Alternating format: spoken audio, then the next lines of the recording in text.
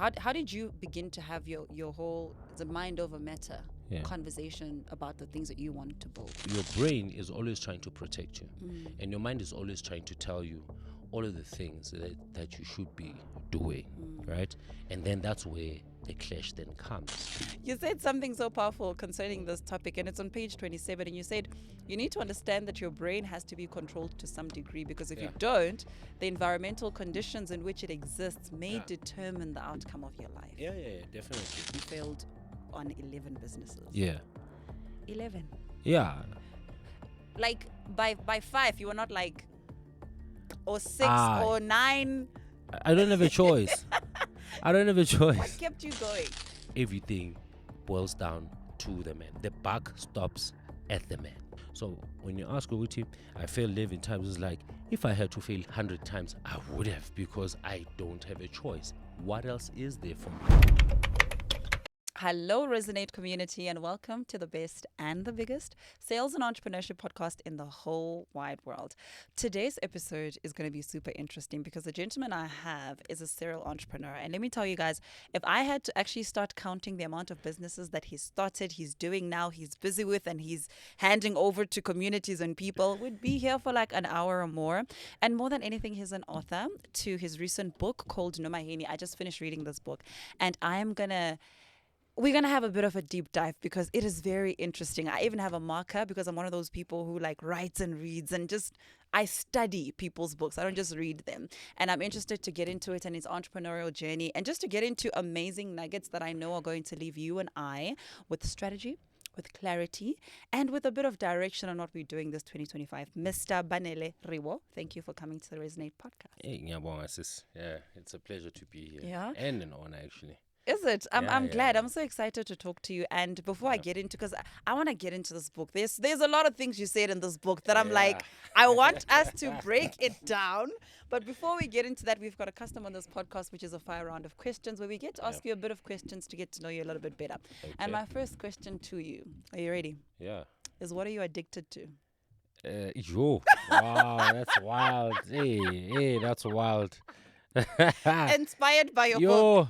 Aye, that's wild. Um, uh, oh, I'm addicted to writing. Wow. Yeah. And I've only written one book, but if you can see the amount of status updates I put up, yeah, I think you can. Yeah. There's so much writing Yeah, happening there's so in much there. writing. Yeah, that's actually how that came about. Yeah, Wow. and I hate writing, by the way. Really? Yeah, I hate it because every time I write, I'm like, I could have done that better. you know. Really? Yeah, so I actually hate my writing, which is personally, I think, basho kanjalo with artists, but they actually don't like Their art. creations and Yeah, their art. yeah. So That maybe is I'm so self-critical interesting. about it. Yeah, but I just Yeah. can't stop. I just have to like keep writing. That is so interesting. I Yeah. like that. I was thinking about what question to ask you, and I thought, why would that not be the best question to ask you? Because that's your first chapter in the book, Yeah, which is talking about addiction. And I really Yeah. enjoyed how you correlated that with passion, purpose, and what everybody Yeah. wants to do. And we're going to get into a little bit of Into it, that. yeah. Yeah. So, okay, that's the first question. Great. The second question is, what do you look forward to every single morning? Yo, I'm 39.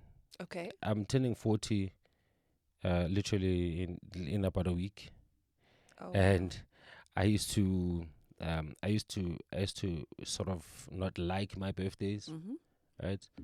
But manje, I love my birthdays because I love my life, right? Oh, So that is so good. Okay. yeah. So now, I really look forward to the many challenges Yeah. that are coming because I've seen evidence. I need to have, I've lived like, if I've lived 40 years, Mm-hmm. it means for 20, 25 years to 30 years, I've been active and working, right? Or no, not 30, maybe like 20, maybe like 20 years solid. I've been working. So, manje, the way that I work is different because I know a lot more people. Yeah. I can raise funds like instantly. So it's much more exciting and you move faster. And with all the education that I've gone through, Yeah. so you look forward to just about every day. And if you're running about 5 companies, then you never know what's going to happen. But I know with whatever it is, I have the evidence that I will actually do well in it. Mm. I know, I know because I've seen it. So whereas when you were 20, you're Yeah. waking up and you just have one company, and one challenge can actually break your spirit for the Yeah. whole year. Yeah. But manje, because I've been through a lot, so it's like it's exciting. Mm. Yeah. So I look forward to Interesting. that. So even from that and having gone through your book, you strike me as a very very sure and confident person. Have you always been like that Yeah. growing up? No, no, no, no, no. No, it hasn't been. I think I dealt with weight issues when I was young. Mm. So as you can imagine, if you're dealing with weight issues, you don't want to be, you don't, you want to pop up. Yes, you don't want to Right. be You seen don't or want to be be seen, around a lot of exactly. people. Yeah. Yeah. So only um, I, I got to a point, I think about 4 or 5 years ago, Mm. and I was like, looking at how my life is going, I'm going to be in Mm. public. Mm. It's going to happen, right? Mm. So now you need to prepare for that so that it's easy. If you call me and say, "Hey, we're doing a podcast," I shouldn't struggle with what I'm gonna wear, how am I gonna look on screen, and whatnot. Mm. So how do you solve that, right? Mm. So that's when I started like my gym journey, Mm. and then I've been doing that for the past 4 or 5 years, and I actually realized, Uti, when I started gym, I wanted to do it for the body, Mm. but I actually gained a lot for the mind. So and Nice. then I did not even focus on the body itself, Mm-hmm. and then I focused on the fact that every time I go to gym, I would feel fresher, smarter. It's even weird now. If I don't go to gym, I was on holiday last week Mm. and I didn't go to gym. Hey, in fact, I feel That's a con ngathi of shot that. ngiclouded. Hey, Joe, I can't wait to go. Like Yeah. kusasa, ngibuyele la.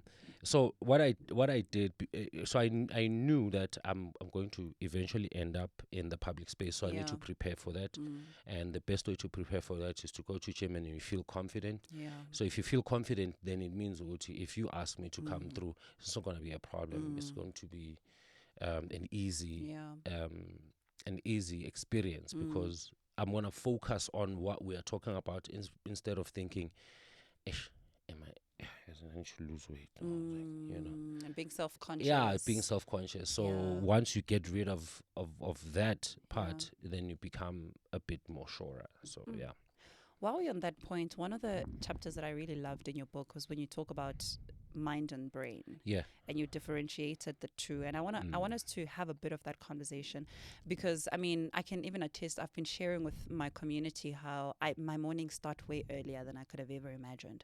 By like 5 a.m. I'm ready to rumble. Yeah. You know, like life is moving. I'll go to the gym. I'll work Yeah. out. And I was never like that in the past. Yeah. But it's actually more a mental thing because personally I don't have any weight goals or Correct. anything. I'm just like Yeah. it's just for my mind more than anything. Yeah. And I interface with a lot of people that will say like, I've been wanting to start a business. Like Yeah. I've been wanting to be more disciplined, be more productive, but I can't seem to get myself to do it. I don't have the time. I don't have the money and. How did you get your, how did you begin to have your whole, the mind over matter Yeah. conversation about the things that you wanted to build? Oh, so the mind versus brain conversation. For those who don't know, so it's just set the context is, you as a person, you realize what you there are some things that are said in your brain, and you think it's you, right? So, you would say, "I want to go to gym. I want Yeah. to start a business," and then on the other hand, there is the listener. Because if you say if there's a voice saying, then there has to be Someone one that is listening. listening, right? And then there's another one, a third one, that is observing the conversation. One is talking, one is listening, and then the other one is. I loved that analogy in the book. Yeah, yeah. that was very cool. So now, when I discovered that, or I realized that, right, and then I started reading about it, just searching, and and then I'm okay. So I realized, Uti, the brain is meant to protect you. That's what it wants to do. To your brain, it does not make sense for you to wake up at 4 a.m. That's not okay for the brain because you're stressing it. And then you're gonna put on your running shoes, you're gonna get out on the cold, and then you're gonna run. Your brain, because it's managing your physical being, right? So it's going to feel all the sensation of the cold. That's not okay for the brain. It doesn't like that. That is painful, right? But your mind is saying, when you do this, right? So when you get out to the cold, when you come back, you are going to feel refreshed. And when you feel refreshed, you are going to kill the day. Whoever is going to start between you nomuntu oqale negwinya and wena who started with a run, you can never compete, right? Very true. So that's that. So your brain is always trying to protect you, and your mind is always trying to tell you all of the things that you should be doing, right? And then that's where the clash then comes. For example, whenever I look into the mirror, right, I still say, "Yo, I'm still overweight," right? That's my brain, right? That's what it's saying. But proof is the fact that I go to gym 4 to 5 times a week. So I have the evidence. So this guy is always lying to me, right? He's always lying. Like, can you go and do a podcast? Like, no, you don't have the diction, you don't have the articulation, you don't have, like, no, I've done so many of them, like in the past week. The evidence. So now you have to learn to look at the evidence, and that boils down to your habits, right? Because when you have the habits, doubt never leaves, right? Doubting, it is a product of the brain. It That's never a powerful leaves. point. Yeah, I mean, it never ever leaves, right? So it's always there, and even with the most successful people, it is there. The people that are working at their highest level, they have an element of doubt, but their response is different. The response to it is different. Bona, they will respond by the action. Uguti, you are saying to me, I'm not the most smartest person, or maybe I'm not the most athlete in my team. But when that athlete looks at the number of hours they spend in gym, the evidence says, no, you really are. Nice, But so that argument never really ends. It's there for life. It's a matter of just understanding just the two. It's not real. It's a lie. Whatever the brain is telling you is a lie. I love that so much, and I want to read something because, like I said, I hope you're not one of those people that get offended when like people write in their books. No, like I was. I am. Wenzani? Yeah, girl, what are you desecrating my book? Yeah, I found this This book. is my art.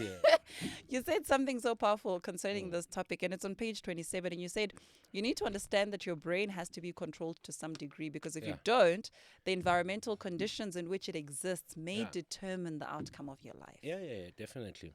So if you let your brain tell you, Oti,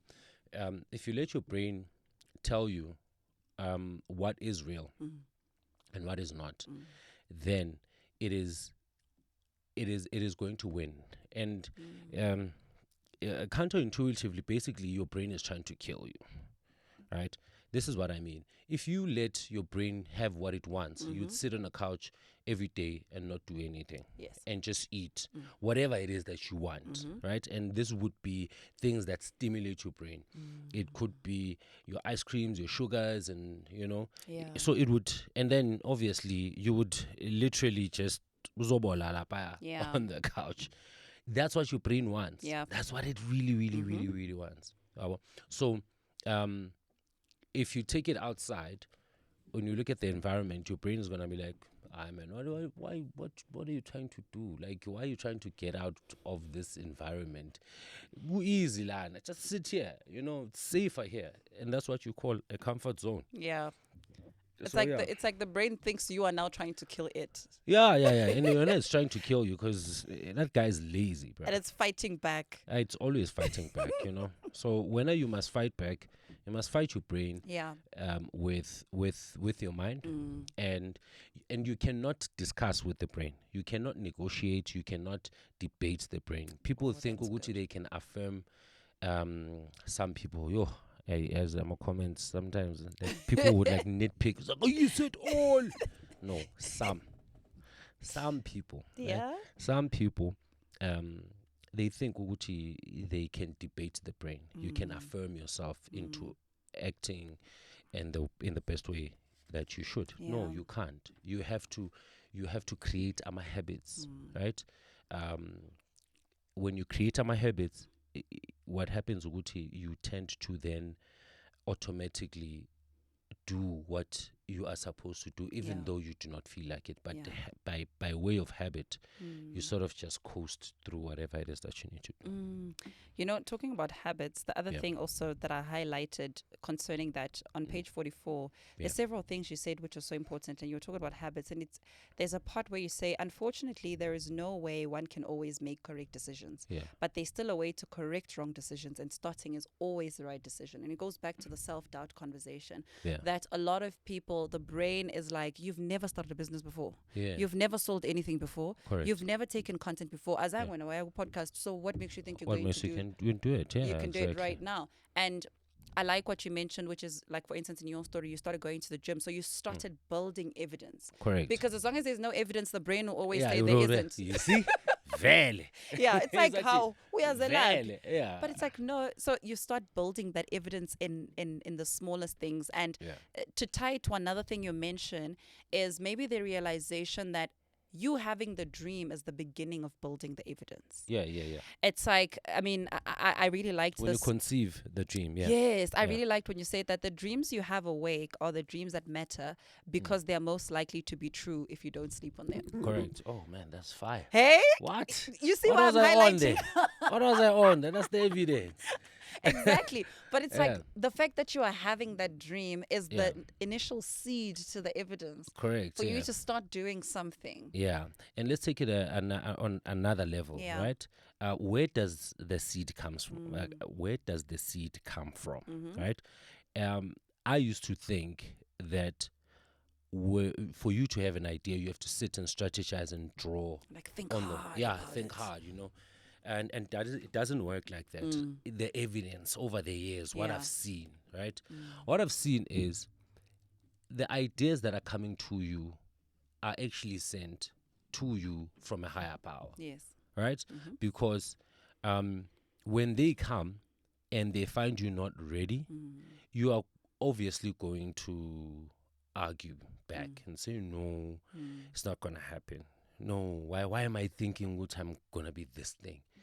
And then you look at the evidence. The evidence is like, you look at where you live, you look at how you live, you look at the Yeah. amount, your bank account, you look at the people around you, and then, but you have this vision that you can be. Mm. Obviously, you're going to argue it, and you're right to argue it because Yeah. you don't have the evidence. So now imagine then what you had the same vision, but you had a supportive family, and maybe you grew up in a better environment, Yeah. socially, financially, or then it will be easy for you to believe. That's why there's Yeah. always a disparity between haves and have not, because I'm a have not. When they have the same dreams, they believe which they can't. Rightfully, vele, the evidence says which you can't. So now here is where I've seen Uguti. If you start thinking Uguti, whatever it is that you conceive is actually a message from a higher power, then you understand Uguti. It's brought to you as a conundrum to solve. It's a challenge for you to solve. Because each and everyone, I mean, you look at Ruple Koff, for example, right? You look at Ruple Koff and then it's like, he's a DJ, probably one of the best in the world right now, if not number one, number two, somewhere in there. And he is doing that in an industry that literally needs two hands. Like literally, it needs two hands, right? Like it literally, imagine then you get that message as a young black coffee that says, you must go and be a teacher. And then you look at the evidence like, but I can't Yes. because we're supposed to do Yes. this, right? Sure. So it happens.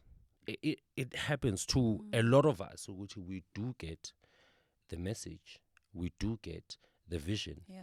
but when we look at the evidence, it's going to say, no, you can't. And then that's when your job starts to actually give the task that evidence and build that evidence to say, okay, I can do it. And it happens a lot too, which actually a lot of people do. Sure. Yeah. So we just need to build the like I'm saying, which 5 years ago, I knew Gucci this was gonna happen, right? But I did not know which podcast, which people I'm gonna be, or which platforms. But I knew, looking at my life, like the way I'm going, I'm gonna end up like in it's the public. inevitable. Yeah, so I need to prepare for that. Yeah. Nomdeni Mdaki always says that she says something along the lines of the breadcrumbs, you follow the breadcrumbs. Yeah. And that the dots always connect. Yeah, in retrospect. Yes, every time, because when you look at what a lot of people are doing now, and you can go back to their childhood and realize what's this person, It's always been. so the dots eventually connect. And I think sometimes when we talk about pursuing a passion, a purpose, people think we're saying, like you're saying, like sit down and really think hard, something is gonna come to you. But it's like, no. And I think maybe my learning and what I share a lot is that this thing is already inside and It's there. Yeah. You just have to create room for it and accept it. Yeah. I mean, I was telling the previous guest that we had now that it's so funny. When I finished my matric, I wanted to go study radiology at UJ. Yeah. I was going to be a radiologist. Yeah, That was my plan. And my dad registered me at Wits University to go study radio. Yeah. And I said no. Yeah, radiology is not radio. Exactly. I said no. But here you are. And my dad's like, no, I think you'll really do. And I said, no, absolutely. I rejected the offer. I said, no. He said, no, I know somebody, just go, they'll coach you. And I said, absolutely no. Yeah. I got the forms. I said, no, I'm going to be a radiologist and I'm going to work in the medical field. Yeah. Look at me now. Yeah. and you're right, because Njongobu Shuti, you always connect the dots backwards. And I'd like to touch on this thing that your father did. Yeah. Right. A friend of mine saw an interview that I did that was aired this week, and then he said to me, like, I'm so proud of your mom. You know what I mean? Yeah. It's like, I'm like, what do you even mean, dog? You know? And then it's like, I remember Wuti, at your house there were always magazines, and I only realized when I saw my son, whenever he's at Ukokwak, he's reading, because that's what she does, right? That's what she does. Like, uhlezi afunda. So she used to buy like a lot of magazines. So as a child, you don't realize, Uti, you are being sort of coached into a certain behavior, because if look at the young children now, they see us on their phones, because and then oh man, these adults are always on this thing. Yes. So the thing is the thing. I see. Right? So my mother was always reading, right? And then it was normal to read. I mean, I remember this time before I wanted a bicycle, I actually wanted a bunch of encyclopedia. Oh, like, wow. Yeah, like before there was Google, you know. So and then so she bought me. I am sure she got poor that year. Those things were expensive at the time. Yeah, so she bought me these encyclopedia, and then so I would like pick one. I need to like 1 to 30. I would pick one and like open like a random to read. Yeah, and then just read random stuff. Yeah, and so when my friend said, I'm proud of my mom, Uguti, she was always reading, and that's how you got to this level. Yeah, and then I was like, oh, is that where it comes from? Yeah, and I mean, I'm thinking, it's been my decisions, and you know, like your father did. So it speaks to the role of parents. I like that. Right? It speaks to the role of parents. And when we look back, manje, yes, our parents, abanye, they did not get the opportunity, right? We know the past injustices. But Tina, we have to do different. Tina, we really have now the opportunity to, even though I don't have the money, but I can sort of direct you in a certain direction. I can guide you in a certain direction. It doesn't need money. You know, it doesn't need money. Listen to Liz, just being present, lapan, and you know, and it solves. Like when you come back and like, okay, why are we talking about this and we're talking about business? Like, but we cannot solve our community issues if we don't solve endlini as households. I understand, because the community color inside the household. Very true. And then we are able to then, if we Mina, as a man and as a businessman and entrepreneur, if I do not write books and put it on record, and then make it my life's mission to talk to young men and say, okay, sharp, maybe you don't have a money, maybe you don't have a father, and Mina, I did have these and I have this exposure. Here is something to start with. You know what you're saying is so powerful, because it just, when you talk about even just parenting, and especially in the African context where a child, especially election, is parented by the community. And being able to spot, and you know, as you said that, I just remembered, and I've told the story before, I think to my team or somebody, and I said, have you read Things Fall Apart? Chinua Achebe. Yeah. Do you remember that such book? a backstory. There's a backstory. That A big one. So let me tell you my backstory, because I want to hear yours. So I, growing up, was a child that like I used to yap. Same problem. I used to yap. And I remember this one time, and I think my dad must have bought it. Like books, but like in the street or like somewhere. I think he must have bought it there. Second hand. Yeah, second hand. It wasn't brand new. It was just ruffled up. And I remember my dad saying to me, "You talk too much. And because you talk too much, here's what I want you to talk about. So you're going to read this book, and then you're going to come to me, and you're going to review this book and tell me what you read, what you understood, and what you got." So for me, number one, it got me into reading, but number two, it got me into doing this, because now I need to make sure, like, what was this point? I need to ponder on this. And when you say that, I reflect, and I'm like, actually, it's all about cultivating a gift you see in a person and directing it towards a productive direction. So instead of being or like just yapping rubbish, now you're talking about things that actually matter and that impact society. 100%. So on Things Fall Apart, before we actually get into the context of what the inside the book is about. So a similar story with you and I. Growing up, you're fat. And then, can I say that? Because in Manchester, there's so many that I don't overweight. Growing up, overweight. So because you're overweight, you're gonna be teased a lot. So which means now you can't just make fun, you know, of things, right? So you have to be witty, right? So you have to clap back. So I learned how to clap back. And then also I realized, yes, I'm too much. Okay, so if you kuluma too much, then rather give you smart. So rather give you smart. So it was literally the same.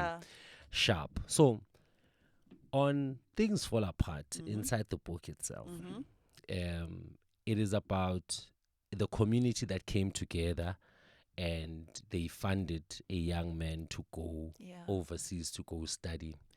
And then mege fika lapha yena wenza izinto zakhe, and then things fell apart. You know, but the community really rallied around him.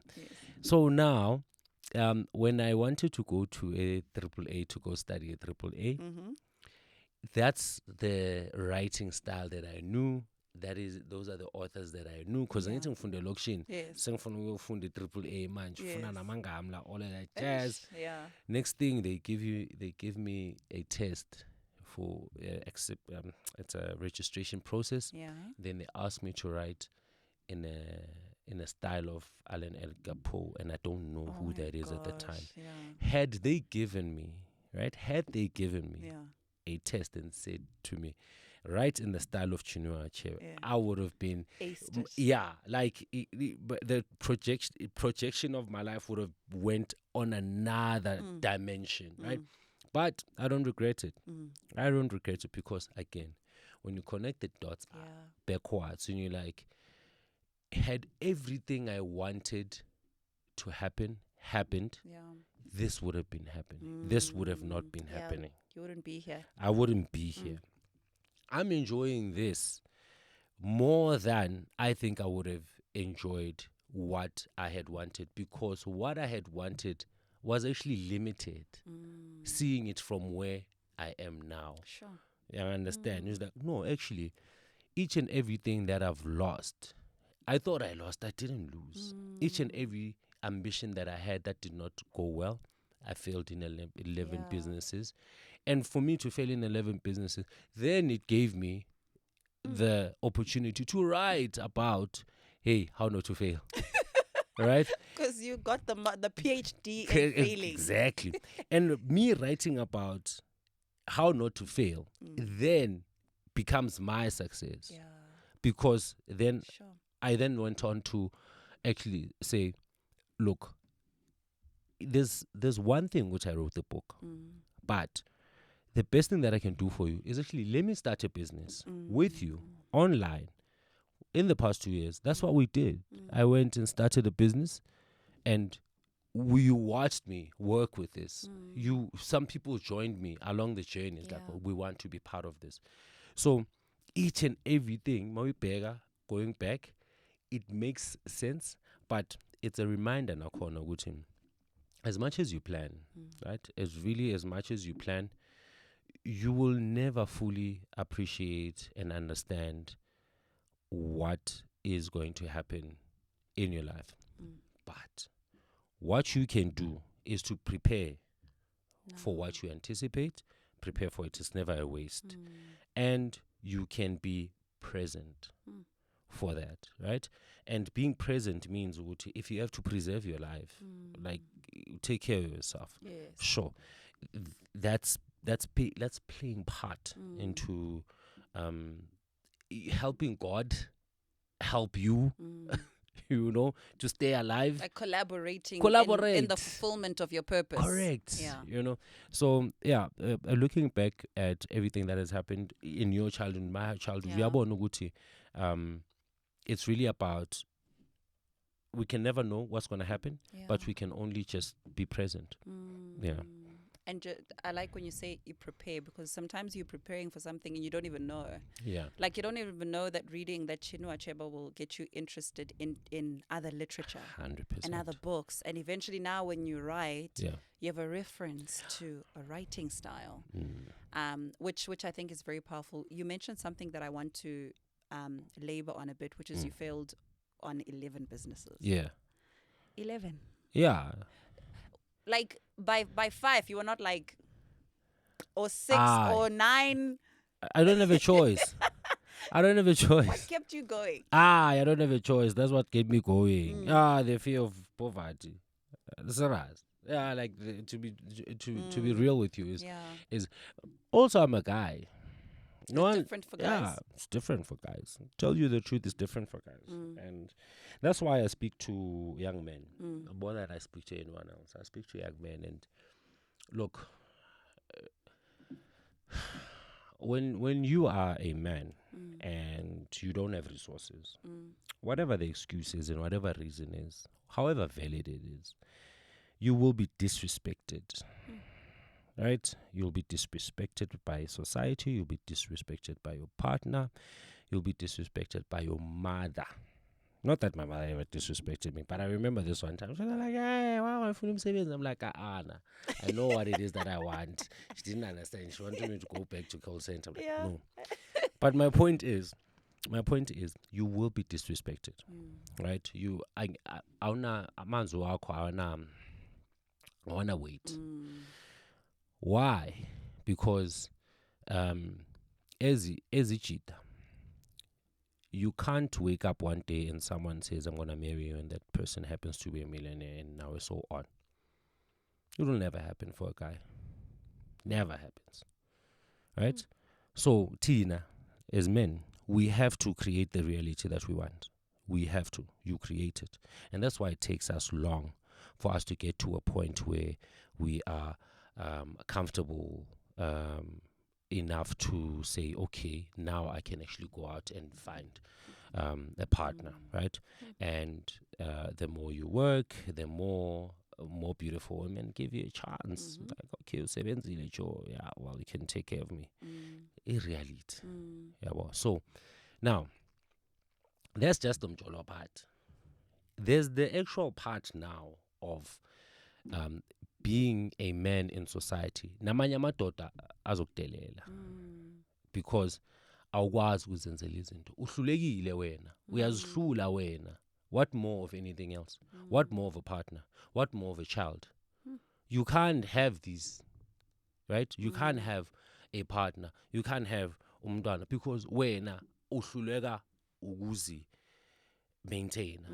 Yeah, at all. And we can argue about it. We can argue all day. We can argue all day. But okusalayo at the end of the day, everything boils down to the man. The buck stops at the man.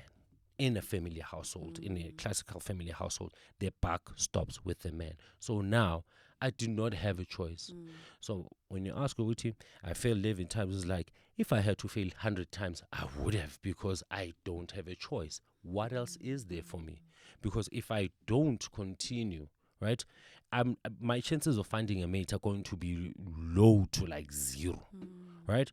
And me, my standing in a family, is like, ish, khona lo malume loyana, bayenza my example ngawe, you contribute, you don't even contribute to our conversations, right?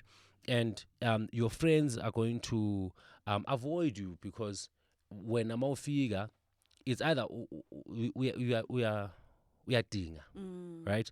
So when you arrive in any gathering, chances are you are there to extract. It could be one beer, it could be food, it could be energy, it could be anything you're extracting, and people start to push you. That's the reality. That's how society treats a man. Mangena man. You understand? So then it means I can't give up on all of these things. And to me, then it became Uti. No my like you get to a point where we all started out wanting to be something, right? And then you realize, okay, sharp, that's not going to happen. It's not going to happen. Whether it's because of funds, or whether life, sickness, whatever it is. Once you realize, Uti, whatever it is that you wanted is not going to happen, you need to do something else. And you might fail in that. Just because whatever it is that you're doing is an alternative to what you initially wanted doesn't mean it's going to succeed. You might just fail. Even the third option, even the fourth option, fifth, right? But again, you will find at the end, or well, not at the end, at the beginning, you'll find when you connect the dots, they make sense. Why you had to go through it. I'll tell you now. Mina ngenze kahle ngangabi nemali in my 20s. Why? No, it was perfect. No. You're going to be troublesome. Bengizovela on that thing. I blew it. Dude. I'm telling you now. I appreciate that I didn't. I appreciate. I've gone bankrupt 2 times. Oh my Right? gosh. Yeah, I've gone bankrupt 2 times, and in all of that time, I was at the brink, right? I was at the brink of like, if it doesn't stop, if this doesn't stop, I'm gonna fall on the wayside. Oh my gosh. Right? I'm gonna fall on the wayside, and I am not unique. That's why it happens to a lot of our brothers, right? It's because of the environment is Kulagu. We were shaped into because we are part of a community, and in that community there's a language, right? To go to, if you want to be respected, show us which you should be respected. And this is not unique to African culture. It happens. That's why there's social classes. You can take it back to beginning of civilization. Because the man is usually looked up as the provider in any setting, right? So, Banje, the man, for other men to listen to him, He has to show whether it's strength, whether it's resources. So he has to show, because you have to, for you to achieve what you want to achieve, you have to have the power to move other men. Yes. And the men are the most difficult people to convince of anything. And that's why I chose Uchazin. I am going to fight other men. I'm going to focus on men because they're difficult. Women, it's quite easy to like, let's do this. Like, okay, all right, as a group, let's do that. But men, right? But men is hard because one, they're looking at you ngaleli hlobo ukuthi ubani wena? Siqale lapho. Right? Ubani wena ozongitshela ukuthi let's do a certain business. Yeah. Ubani wena ozongitshela ukuthi let's start a political party. Right? So you have to be on your toes to work with men. Right? And you can't avoid it. You can't avoid working with other men. Yeah. Because even if you are a follower of other men, right, you are sort of stealing the codes from them. You're stealing a way, a method of how to succeed. And Tina, it is our responsibility as men to hold each other accountable. Mangisho kanjalo, I don't mean it in like social media terms. Like we must vele push each other, right? We are competing for resources. You can argue it any other way that you want to argue, but you look at the animal kingdom, men are always fighting for resources. So now when we are growing up in our community, those tenets are the same. Yeah. You have to fight for resources, and no one is gonna give you you're not gonna win. Like you're not going to win a bet, like you're playing some gambling thing. You have to build. So all of these 11 businesses, they could have been 100. Sure. Because I had no choice, and a lot more other men out there nabo bayazi ukuthi asina choice, fanele sipophe kuyingane or nginamanga sikhokho nazo. So one of the things that you mentioned, I think tying it to the point you just made now around having no other choice, is in the first chapter of your book, you speak about drug addicts. And you talk about how that and you talk a lot about you use the different aspects of their lifestyle and how they attain certain things to fulfill this addiction. And part of the reason why I asked you in the beginning, what are you addicted to? Because I think it dawned on me when I was reading that essentially we are all addicted to something. 100%. And maybe sometimes we've been addicted to disappointment, to the negativity, to the other side of nomaini. It's like the whatever. I don't care anymore. Nothing's working for me. I don't know what to do. And there's a lot of people that might not be taking drugs and alcohol, but they are mentally addicted to something. Definitely. And even addicted to being in a slump. Like somebody, it's like when you're saying when you're in a position like that where you get to people and you're always complaining. Because you always have a problem. And there's something and things are just not moving. Even addiction to self-improvement, actually. Oh, that's a big one. I know. I think, I just found myself in, I think when I decided to go on holiday, I was like, I need to de-optimize my life. Like I really need to, because everything I was doing before then, I was just optimizing. You're waking up at a certain hour, you're going to gym, you're eating this, you're eating that. I'm like, like reading books. I'm like, as in, I need to dial down. So that could be what you think is good could be an addiction that actually ends up being the worst thing for you. You know, when you talk about being addicted to self-improvement, I remember this one time I was talking to my little sister and I was saying to her, I'm so tired of like the constant get better. Like I was like, no. Contentment is what I want. I want to improve myself, but Yeah. appreciate where I am and not Correct. constantly be working on something. And I 100%. think that is so important. But I think that's a good problem to have. It's not.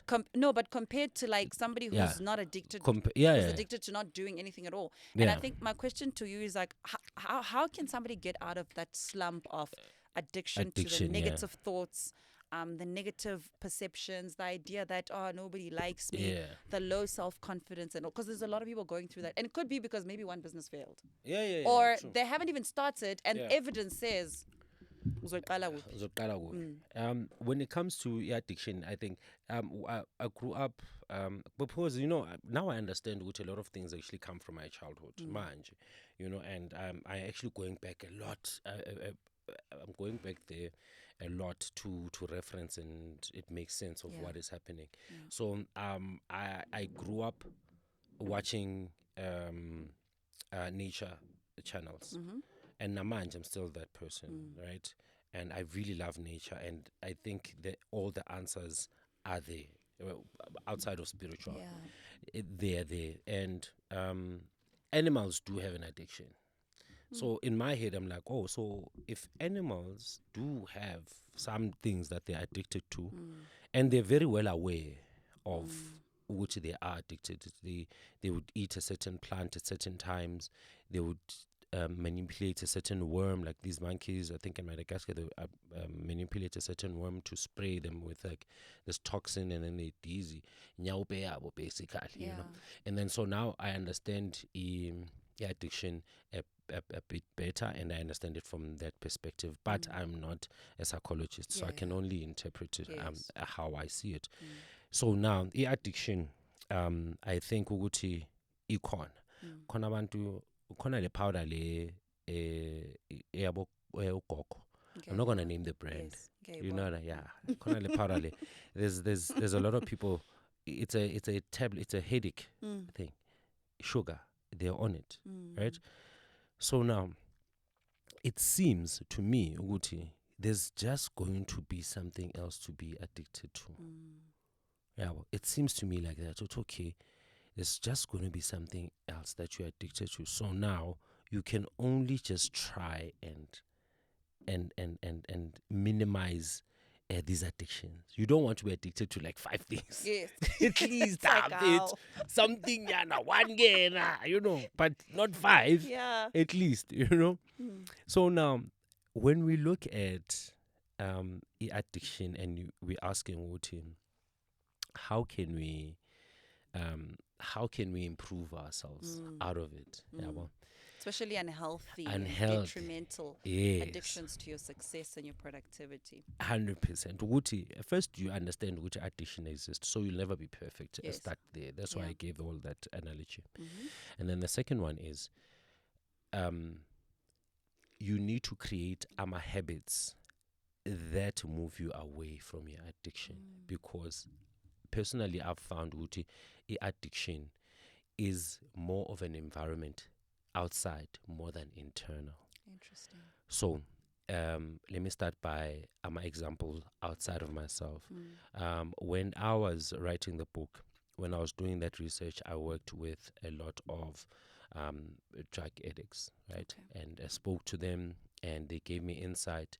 And one of the things that I actually picked up was that bayahamba baye a rehab, but when they come back, they go back to drugs. And so the question was, why do they go back? It's because some of them, the reason why they fall into drugs is because of the environment, lack of opportunities in that environment. A lot of them are depressed.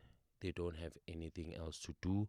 They feel they are in a slump, and one day someone, while maybe they're drinking, because drinking, it is a gateway to so many things, and then they take a sniff of something, they feel a feeling that they've never felt before. They feel good. They feel no, things are not as bad. And then that's when it starts. Yeah, but if that person was in an environment that was conducive, they were happy, they were taking care of their family, they were taking care of themselves. They did not have to struggle just thinking Guti ngizodlani. In fact, they're only wondering Guti, what am I craving today? Oh, let me buy that. Chances are they were not even going to be on drugs. And then Mesabati, yeah, but rich kids also are on drugs. But yeah, rich kids do have challenges. For example, for a family, ungathola ukuthi for them to be rich, if it's a first generation family, for them to be rich, uzothola ukuthi the father has to work and the mother has to work. So you have these two professional parents that are doing amazing things in the world. However, they're not there to mother you, and that leaves a gap. One day you take a sniff of something and you feel the best love that you've ever, and then now you're gone. Yeah, well, so now this drug thing and addiction, I attributed a lot into the environment outside and how it pushes young people or people to that, right? So now, internally now, mina self, ngibona ukuthi if, for example, I want to remove, if I feel like, yes, I've been eating a lot of chocolate, right? So now you get rid of it in the house. Yes. Start by doing that. You get rid of it in the house, and then you'd find ukuthi there are certain foods that are linked to certain behaviors. This is what I mean. I can go for months or years without drinking like a carbonated drink. Yeah. Means we're not going to give it brand. Carbonated fizzy drinks, right? If I eat your veggies and the whatnot, I'm sharp. But once I eat your burgers, they seem to like call the craving of yeah, that thing. they seem to be linked. Same with like when they stop smoking, and then Yeah. until they drink. Once they drink, and then it links. Same thing. You're like, I'm gonna stop being promiscuous. Okay, until you drink. Yeah. Well, so there's always like these links that sort of leave like link to each other. So now to get rid of addiction, you then have to sort of break these links. Start by breaking these links. Yeah. How do you break them? You introduce these behaviors that replace the actions that lead to our triggers. Yeah. So now if I go to gym, right? If I go to gym, I know which my day is going to be different. I'm not gonna crave a burger. I'm not gonna, But if ngayanga is problematic. Yeah.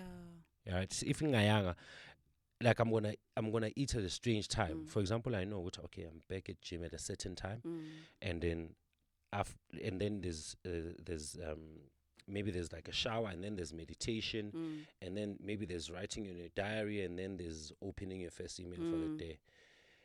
But it starts with me going to gym. If I do not go to gym, those things are just going to be they sort of fall apart. So the best way is to actually install certain behaviors. Yeah. I love that, because I think one of the things you speak about in the book is to say that if you the best thing you can do for yourself is leave. Yeah, Like always. leave whatever Always partner, community, people, friends. Yeah. Leave. And you leave the first way you leave, right, is you leave mentally, right? I've always anyone that knows me, ever since I learned in school ukuthi how we ended up in the township, I was like, I don't identify with this place, right? Now I can say it, right? 2025, it's easier to say it, and people are not gonna lose, right, their minds about it. But back then you couldn't. Like 10 years ago, when the start of social media, you couldn't You say had to such hold a it thing. with pride. Oh yeah, you had to, right? It was like, oh, we're now speaking up, Hansi. What do you mean, right? But a lot of people right now, I think the discourse has changed, so they sort of understand. So now I left with my mind. I do not identify Nelogish, because when you identify Nelogish, there are certain behaviors that you exhibit and certain things that you do, right, and that are normal. For example, right, For example, um, in the burbs, on Sunday, bavala ama shop, otshwala, right? So now it means ukuthi if I'm craving alcohol, if I crave it after 3 p.m. in the burbs, I'm not gonna drink that Sunday. Unfortunately, so But you have to prepare for work on Monday. yeah. So in fact, it's Yes. like I wanted to drink, but manje I can't. So what am I gonna do? It's like, okay, no, but you can go to a restaurant. Not in this economy, chief. No, it's not in this. Double, triple the price. You understand? So Yeah. rather not. So when now you start being productive because now you're bored. But look, Shin, I value iipota zivalwa and njengoba zingavalwa kanje, they are at our detriment because there's always an option yokuthi hayi mangifuna ukubushaya I can always go get ngoba bayavula. So uyabona ukuthi this lack of structure laphaya is actually at our own detriment. So now when we talk about leaving, when you leave that environment and you go to another environment, it could be anywhere, right? You start by leaving mentally. You're saying, Guti, I'm not going to subscribe to certain behaviors because izila. For example, if you are inside ukhulela emkhukhwini, but you're dreaming big, you are always leaving in your mind. You are always leaving because you're going there. That's a revelation I got because that's what books do. That's what they do. When you're young, is they make you leave this and get into another world. And then you'd find a young person maybe as nigele their whole life into maybe writing or drawing or playing music because they are transported. You leave this place. After you play, after you do whatever it is that you find, which is your passion, you then come back to the reality of, this piano project, but yes, I'm living in Kukwini. But you've already left mentally. So now you need to now start putting things together between the place where you know you can reach and the place where you are physically. You start putting things. So you say, so I'm out at no, I'm so shy in you're like, nah, I can't. Right? You see that with soccer players because baningi babuye lokishini. So when I'm after your gym and your group of guys bona bafuna party, you need to start making those decisions. I really want to go to this party, but I have practice tomorrow. Sure. So now you are leaving them. You're leaving their decisions. You're leaving their lifestyle. Why? Because you're trying to leave this environment. But you started by first leaving mentally. And then we say, you're imagining, which is very exactly what imagination is. So you need to always leave. Even in good spaces. Even in comfortable spaces, you need to leave because a comfortable space then it limits you, especially my art. I'll always advocate for my art, right? You need difficulty. You really need difficulty. And when I was growing up, I think around 20-ish, I had this thing that I used to say. I used to say, you need to find trouble. You need to look out for trouble, search for trouble, because if you don't search for it, it will find you. And the trouble that finds you, it will obliterate you compared to the trouble that you choose. What does that mean? You say, I really want to be an athlete, and then you trouble yourself. You're always going to go to gym, even when it's unnecessary. You're putting yourself into trouble. And also, when you're busy growing and moving ahead, you're finding that you're competing with other people that are far greater than you. Which is trouble that is unnecessary. You should have not, but no, you choose that. But had you not chosen that, another type of trouble could have come on the side. Like, since you're always around, how about you deal with something that lands you in prison? How's that, Brady? Yeah, how's There'll that always be buddy? something coming at you. It's gonna come And at it you. comes at its own rules. It But will when you come create rules. your own, you can create Exactly. the rules of engagement. Yeah, so it's very important for young men and men in general, which obviously you can advise men. Men, you qinile. But young men, definitely, which look, you need to find your Yeah. trouble, and business is one of the troubles that you can choose. Yeah. Right, choose business, and gym is one of the troubles that you True. can choose. Very much. And when you have those troubles to deal with, you will find Uti, some of the things that would have come at you, they can't touch you because you're not where they thought. Where they're not, You would be. yeah, they're not where those common problems would find you. Yeah, In Xhosa, there's a saying that says "Ubhidisa umtyoli." yo, It's like you that's confuse wild. the enemy. Yeah, exactly. Yeah, It's exactly. like when they thought they'd find you in this corner, the day they come, you will not be found there. 100%. You'll I be mean, elsewhere. there's common problems that come with some things. It's sort of standard. Like, utshwala uyazi ukuthi it will lead to, isn't this fana nabo, accidents, Yeah. kungaphuma a sexual assault, khona lapho happens, phuma amajele. We know ukuthi utshwala Yeah. is the sort of the basis of it. So if we are puma like utshwaleni, right? Or maybe you drink moderately, or no drinking at all, right? You have already, of course, you cannot be perfect.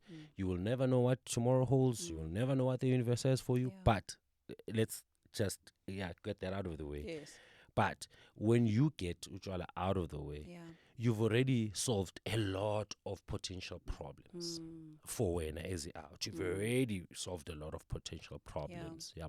So that's what I mean, Maiti. When you confuse the enemy, which if utshwala is the enemy and awukho there, then you probably might be dealing with other type of problems. Yeah.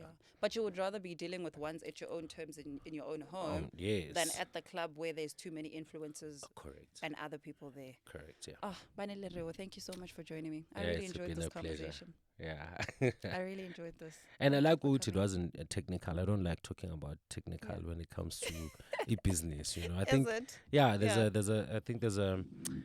I think there's a need for conversations that are not motivational and that are not technical Yeah. right now, but we really need to look into the mental health Yeah. of our people and more especially our entrepreneurs, because business is traumatic.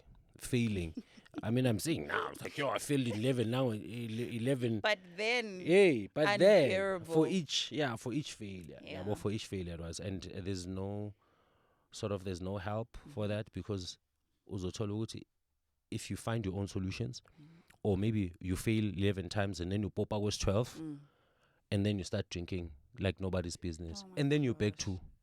So you did succeed, but now because of behaviors, because of not fixing mental health, now you're back to square one. Sure. And you might not. Like there's a certain height that you can get to, probably, that if you fall from there, you're probably never gonna get up there. People get to a point where they ask themselves, like, what's wrong with me? Yeah. Because they just can't seem to build. They just can't seem to. They're like, I've been wanting to do this for 5 years, but I can't get myself to do it. And we can psychoanalyze ourselves but I like what you speak about in this book concerning addiction. And maybe let me throw it back to this, right? Yeah. One of my clients posted a video the other day and I thought, it was such a great video. And she said the problem is not that you are not consistent. You are consistent, you're just consistent in the wrong things. So you're consistent in the negativity, you're consistent in the self-talk that's down, you're consistent in the things that are not productive to you. So the consistency is there. Is there. And when we talk about things like addiction or fear or all of those limiting beliefs, one of the things I normally say is, like, people ask me, like, oh, you do all of these, you speak at these stages, like, are you never scared when you build this business? And I say to them, I'm scared all the time. All the time. But my fear is no longer directed to the platform. Yeah. I'm more scared of regretting not having done it 100%. than I am of not taking the action. Correct. So if you say to me, jump here, I'm going to be scared. But I'm more scared of looking back and saying, yo, I could have. I should have Yeah, jumped. yeah. That's very scary. You know, you did ask Uti what was pushing me, Mm. and it's that, Yeah. and a lot of experiences that we actually talked about. It shows Uti. Yeah. There's a lot of commonalities between Tina as abantu, right? Mm. As abantu abamnyama, and clearly it's not just I'm out Yeah. Pela, it's clearly with females as well, Yeah. so we're going through the same sort of experiences, Mm. yabo. So um I can understand umuntu mekethi ufuna ukungena kwi-entrepreneurship and ufuna uqala business, Yeah. right? And the unique challenge that we're also dealing with, Tina, is that you have to there's you have to eat, Mm. right? Yeah. So literally in Maslow's hierarchy of needs, you need to eat. Yes. Start like it's basic. What you Yeah. need to eat. So now here's the problem: if you want to start a business, right? The challenge is you have to then leave your job that feeds you, Mm. and a lot of us we don't have that option unless endlini kunemali, Yeah. and then you are then able to play around with Yeah. different ideas, you know. Mm. But when you don't have that opportunity, Yeah. which is a lot of us, which we have to deal with the fact that we have to keep regular jobs that are feeding us. Yeah. At the same time, we're starting our businesses, Yeah. and it's taking us longer. It's taking us 10, 20 years Yeah. to even learn just business because of this urgency Yeah. to feed ourselves and our families. Can Yabo? I say that the two can coexist, right? So, and I think this is a message that this year I feel very called and led to do work in, Mm. is the whole entrepreneurship versus working in the corporate, Yeah. right? And the burden of I want to build something for myself, I Yeah. want to do something, but I feel stuck here. Yeah. And I think sometimes when we talk about entrepreneurship, people think that we are saying resign today, Yeah. and then go start a business Correct. tomorrow, Yeah. and then you make money, and then Yeah. they're like, yeah, but what if it doesn't? It's like, no, actually, you can actually create a system and a process that allows you to leave your corporate job, but you have to be intentional and realize that you are currently in a season of sacrifice, and things might not be normal. So you might not be able to go out with the gents or the girls. You might not be able to attend the baby showers or to do the things because you are currently in a season where you're building something. I share this because I was in the corporate space for some time, and I knew I wanted to do my own thing for the longest of time. But there was just that, what if it doesn't work out? You know, what if? And by the grace of God, I took the leap and I took the jump. But I can tell you right now, everything I've built to this point was because I leveraged the connections and the relationships I built in the corporate sector. Yeah. What you do is before you leave and go jump, right? Before the jump, Yes. I think Uti, you prepare so much. You put so many cushions Yes. down there in the valley. You put so many cushions. Yeah. Uti, even if when you jump, ne, and 10 cushions that you put on don't work, at least one Yes. must work. Something. So what that means, right? That means, Uti, before you even leave your job, Yeah. right? It might take you about 5 years, 2 years, just from the time that you actually accept what you know. I really need to leave. Yeah. And the time that you leave. So you don't leave now. Yeah. You're like, okay. Because you're not a child. You can't just be temperamental about Yes. things, right? There's bills that need to be paid. Hey. So now it means you actually prepare. You change your behavior and you leave the mentality of being a 9-to-5er while you are still in the 9-to-5. So you're actually operating like that young person we're talking about. She is inside umkuku, but they are performing. Leave mentally. Yeah, exactly. They leave where they are. So you've already left your 9-to-5. For 2 years you left, but you were still working there. And then by the time that you make the jump, it is not as difficult as your brain is trying to convince you of, because there's evidence. You look back at the things that you've been doing in the last 2 years, which I've been making these connections and I've been speaking to people, Yeah. and I have a few promises. Of course, they might not they might not pan out. But what is the evidence saying is that for the last 2 years, I've put in the work. And there is no way that you can guarantee ukuthi whatever it is that you are planning will pan out. Yeah. I promise you, no one, right? No one ever plans ukuthi they can plan their life in detail. This is what I mean. You wanted to be a radiologist, and your dad signs you up for radio. He thinks you're going to be great on radio. Now you're in the media, but you could have never imagined you and I are going to have this conversation.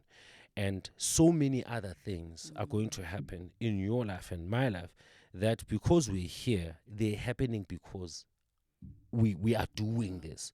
And when I look back at my life, I can always trace back to these decisions that I made and everything that I failed. But at the end of the day, you and I are sitting right now, and then we are having this conversation. And someone else is benefiting. And that's basically how things work. Yeah. You will never know what's going to happen. But definitely for sure is you enabled yourself to be here. You prepared for this. Right? You are here. All these books that I read, I need to funding shit. So I had to this thing of code switching and blah blah blah. Yes. We literally have to be intentional. You have to be able to. I remember I had to even I was in a debate team. I was really good at it. Yeah. But at some point I actually learned how to break my English back. Yes. Like now I'm protesting. I'm like I don't want to be articulating English anymore. You know what I mean? I'm like, I'm breaking. Yeah. So you can never tell which is what happen. But you're right. It's really it really is about the preparation, and the preparation matches with what I was saying, Guti. It is where you leave where you are while you're still physically there, and then you'll get there. Yeah. You know, even as you're saying, I keep thinking of so many scenarios and things that date back into my childhood of the leaving and the code switch. A lot of people are always shocked when I tell them that I never went to a private school. Is it? Yes, I went to a combined school. Unama. I went to a combined school. Yes, I never went to a private school. But I remember this very thing very well because I was a great English student, and I think it's because I studied in Cape Town for some time. Yeah. And I remember because when you grew up in Cape Town, you really speak like this all the time, you know. So I spoke like that, and my parents used to say, "You need to stop speaking like that." And and then we moved to Joburg, and that accent kind of fades away into now Tswana, and you're speaking other languages. Oh, you're Tswana? And no. No, a lot of things. Oh yeah. I'm Pan-African. Oh yes, that's a vibe. That's a vibe. Yes. And so I remember taking an interest in just like speaking English better because when I came from a school in Cape Town and moved to a public school in Joburg, a lot of the Joburg kids were like, her English is good. But I'm like, I'm doing the bare minimum. This is basic. So because they liked how I spoke, I felt a need to maintain it. So what I would do is I would get newspapers, and I think my parents would buy newspapers, God knows for what. And then I would pretend to be reading the news on CNN or BBC, but reading the newspapers out loud. And I would then practice this accent that I listen to whenever people are reading the news. Yeah, same, yeah. And just like giving myself an accent. And I promise you, before I knew it, it became how I articulated myself. And now because you're reading, there's certain words you're like, oh, the precipice. You're like, this is it's a vibe. It's like, okay, cool. What's happening here? And then you play around with it long enough, it becomes part of your vocabulary. And then before you know it, your mates at matric are just like, how are you speaking like this? Yeah. And we are all speaking like that. And it's I love the point that you made is you leave mentally. And maybe the revelation I'm getting now is my leaving was very subconscious. Yeah. It was like 100%. You just were right. Following the dots and leaving. But it can also be very conscious for a grown up. It's like what you expose yourself to. Exposure is another thing I want us to talk about because you mentioned it in your book. Favorite thing. Yeah, exposure. Yeah. And you say, and it gave me an aha moment because I really believe in exposure, but I didn't see it the way that you articulated it in the book. And you said that we could all, and I don't know if this is the same example that you use, but it's what's coming up right now, is we could all watch television. Yeah. And one person could think, I'm going to be an actor. Yeah. And the other person would think, oh, I'm going to be an editor. Yeah. And then the other one would think, oh, I'm going to build TVs. And maybe Yeah. now it's going to get stuck on a wall. It won't be this big. We've Yeah. all been exposed to the To the same same thing, thing. Yeah. but dream differently. I Correct. thought that was so good. Yeah, man. No. Now that you say it, it's like, oh, okay. Yeah, actually, that sounds really You're great. like, what a genius. No, yeah, I'm like, who's this one? No, but you're 100%, you're Yeah. right. And all of these thoughts, they come from boredom, right? Because when I was young, it's either TV, reading, Yeah. but there was a lot of boredom, Mm-hmm. and which is what is we need right now as adults and as kids. Like stillness. Yeah, we need that. Why is it important? Because I genuinely believe, in all my heart of hearts, I really believe, Guti, in stillness comes the clarity of God's voice. Whether you believe in the universe or whatever source, Yeah. but that's when it comes to be with you and speak with you and talk to you, right? When you look at the kind of life that we're living now, remember we're talking about de-optimizing. Yeah. When you optimize your life, you're filling it up with these positive activities, right? And you are filling it up so much that you don't have space for stillness, because even the meditation that you include, it's scheduled there. Yeah, well, so which means it fits into a certain schedule. Yeah. So it's not, you're not still yet, right? You're not still yet. Now, when those kids are looking at a TV and one wants to be an actor, one wants to build TVs, one wants to do this and that, you realize that when we are young, possibly you can remember what you did have a conversation with God, and it was easier. That's why you said also, Uti, you sometimes trace, when you do things now, you can trace what man, but I've always been like that. Yeah. What was that motivating thing that said, yes, it was fun to actually learn like English and read in your spare time, but what there was that feeling of satisfaction and excitement. Yeah. Where did that come from? Why did it not come from something else? Why did it not come from looking at the images and actually cutting the images and ignoring the words and cutting the images out of the newspapers Yeah. and putting them in a one, and you're like, okay, I'm going to be a beauty queen. So Right. then it means, Guti, there was something that was connecting and that was leading you to that.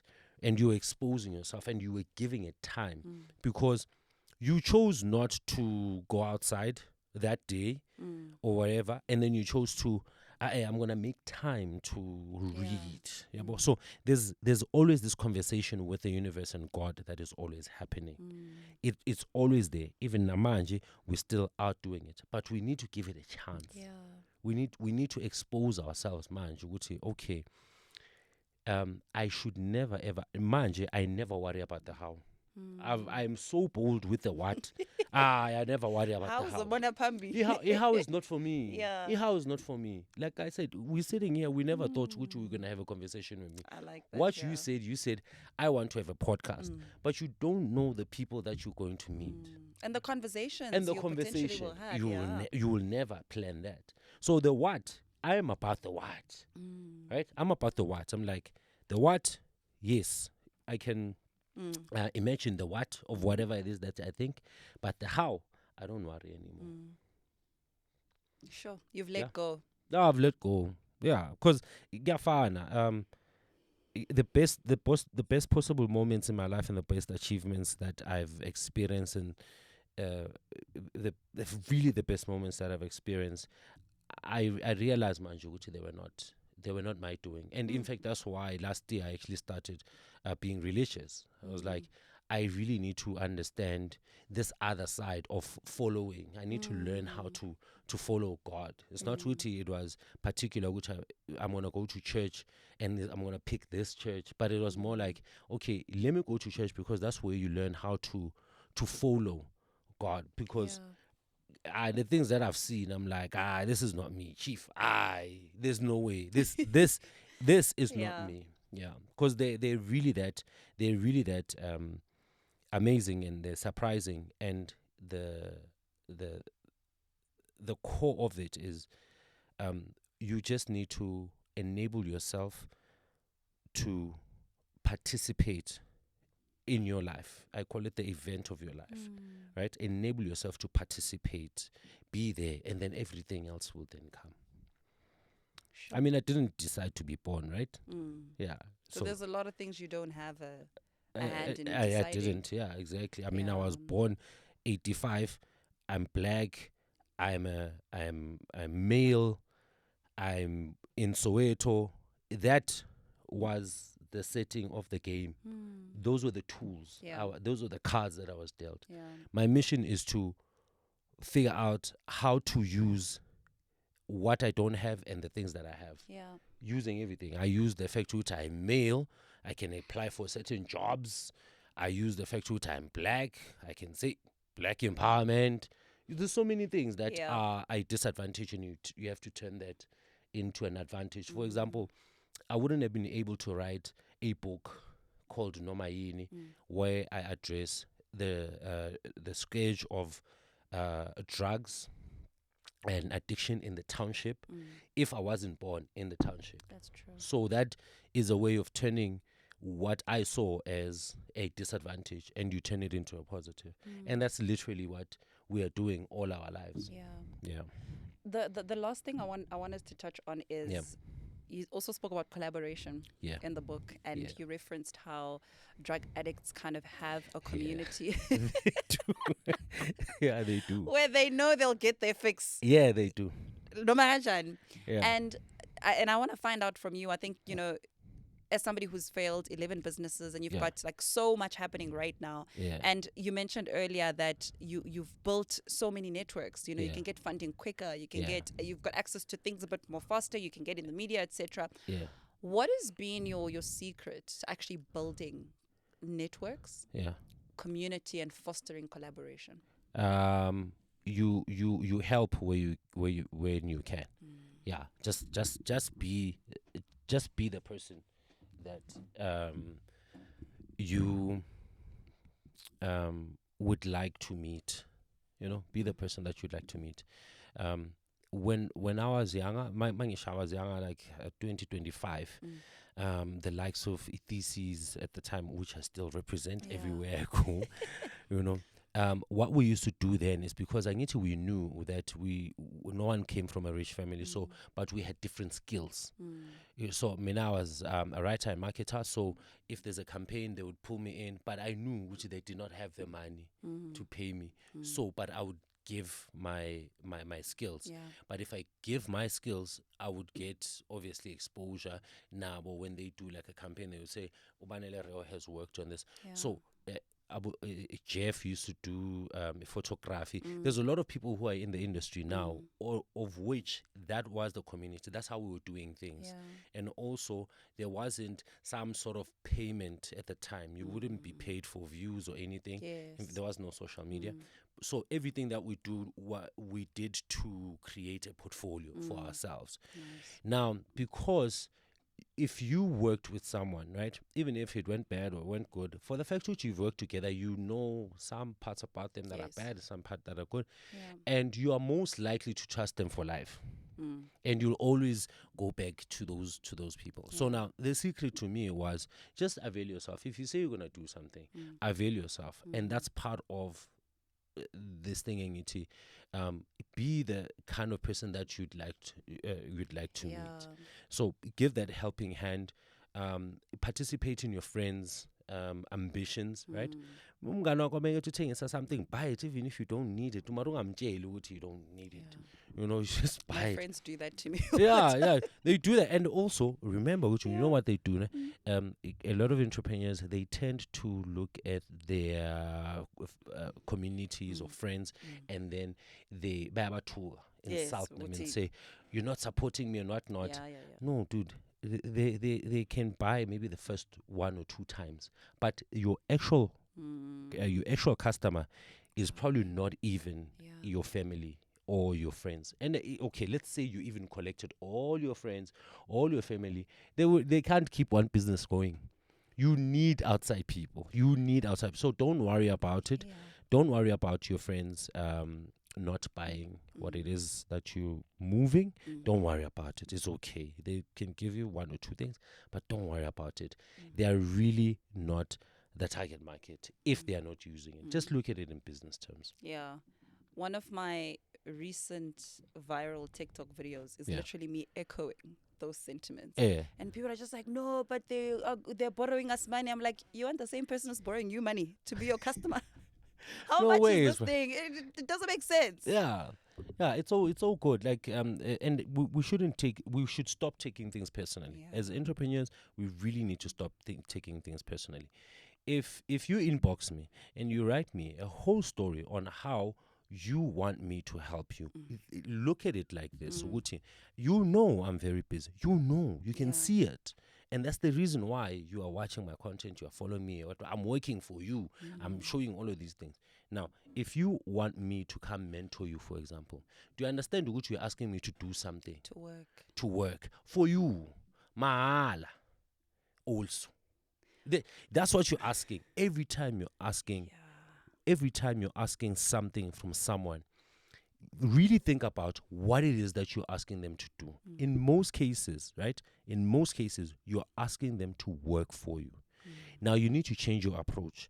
Your approach should be, you think of what can I give them? Yeah. And then that's going to make me say, oh, I really need this thing. Yeah. And then I'll ask you in turn, right, Uti, how can I help? Well, I talk about it in the book, but Yeah. I really wanted to send that message out to Uti. Guys, this thing of sending each and every person that you see on socials, DM, Uti, yeah. please help me. You know, I sort of understand now how women feel.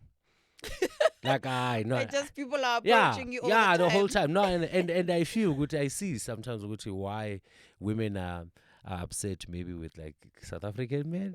I see because what you giving me, my chief, or what you presenting to me. It's not. Yeah, because if you go into the DM, ne, Yes. if you offer, would beg, Yeah. I'm technical, what, and I've Yes. done this for years, Yeah. and I see Guti, whatever it is that you do, if you do ABC, Yeah. it can benefit you. Yeah. Right? Why don't you try and do that? If you come into my inbox, that's an offer. Yes. Yeah, I will listen. Yes. But gents are like, hey, can you teach me this? Oh, can you? Yeah, can you do X amount? And then if I don't do it, if I don't answer your text or your DM, no. Banele Rewo is not answering his DMs. You're taking things personal. I'm not your father, chief. I'm not supposed to respond to each and every. It's Ivar. I'm out as understand when I say that. I'm not. No one owes you a response, and we need to deal with that. Uti. Just because I did not respond to you, it doesn't mean Uti, your idea is trash. Yeah. Someone said to me, they approached me 2 years ago when I was starting with the aquaponics, and I did not respond to them, and they feel Uti, it's very unfair for people in the public eye to do that. Like, but you said 2 years ago when I was starting. 2 years ago when I was starting, why didn't you start? Yeah. You understand? Why didn't you start? Why didn't you say, I see that you did this, I did this? Even if I don't respond, every time I do something, and then you're like, okay, I did this. Yeah. So entrepreneurs must really stop taking things personally. It's really not personal. It's a matter of sometimes if it doesn't fit with my business objectives, I do not even have the capacity sometimes. I don't have the capacity sometimes to engage you. Uguti, no, you should take a left. Because even that, even just to think about your problem and respond and say, I think you should do that, that demands time, energy, and sometimes you're just way too tired to actually to do that. And some problems, like you can't, a paragraph cannot help. Cannot help. You know, we need to sit down, we need to dissect it, we need to figure out an action plan. So even if I respond, I won't even give you much. And then you move away now with the screenshot about this crappy advice that you got from me because I was tired when I responded because I felt the need to respond, which is detrimental.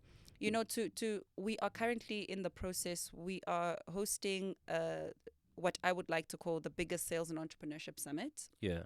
in SA on the 29th of March. And when I Yeah. Okay. announced the summit and everything, just the plan, Yeah. I cannot begin to tell you the amount of support from mentors and people I've served along the years Yeah. Yeah. that Yeah. are just coming to say, what do you need?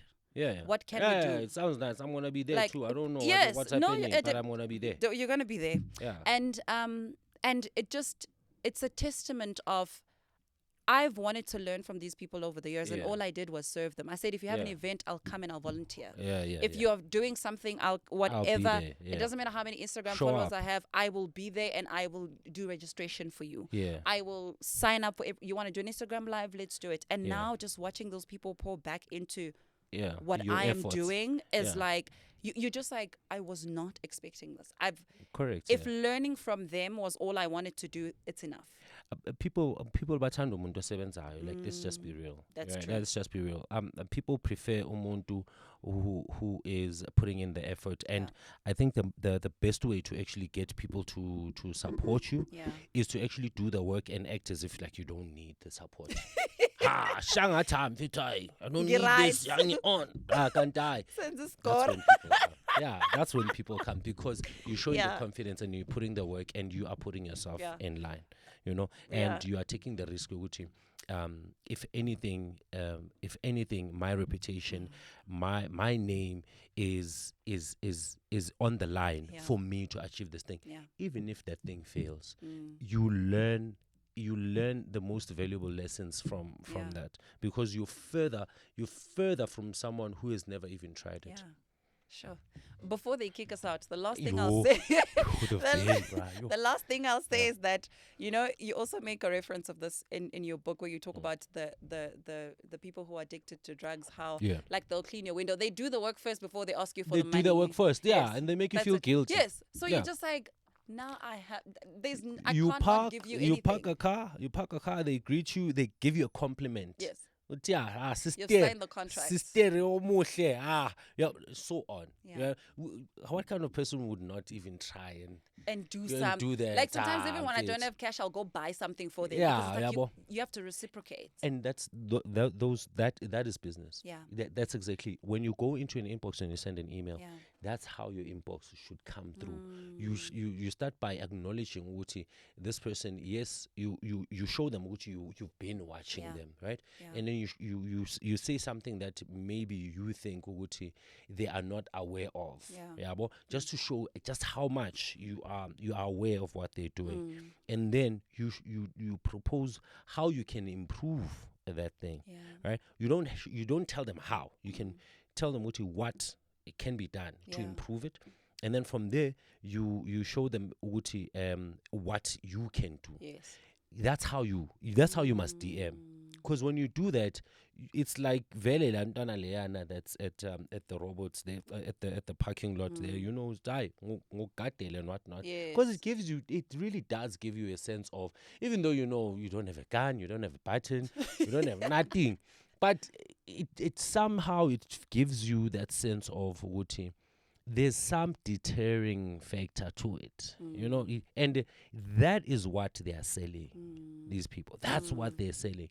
This thing, Wuti, because you have not experienced it yet. So Wuti, you park your car in an open parking, and you just leave your car there with no one, not even no open, no one.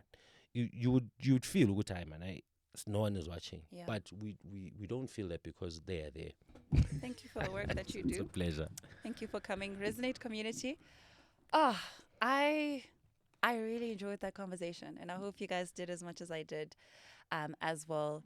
Banele Rewo, everybody who's the author of Nomahini, I would kindly advise you to go get this book. We're going to leave the link below wherever you're watching or listening. An amazing book. If you're outside of the country, do you deliver outside of South Africa? It's a mission. I really need to have partners outside here because it's quite expensive. We'll hook you up with one. Yo, is it? We'll fantastic. But guys, please do get the book. This is amazing. I mean, I feel like we didn't even scratch the surface of so much meat that is in the book and so many things I wanted to talk about. But for the sake of time, we have to actually wrap it up right now. And hopefully we'll have another conversation with it where we get to dissect some of the deepest stuff that was written in this book. But thank you so much for joining us. We'll see you guys on our next podcast episode. Goodbye.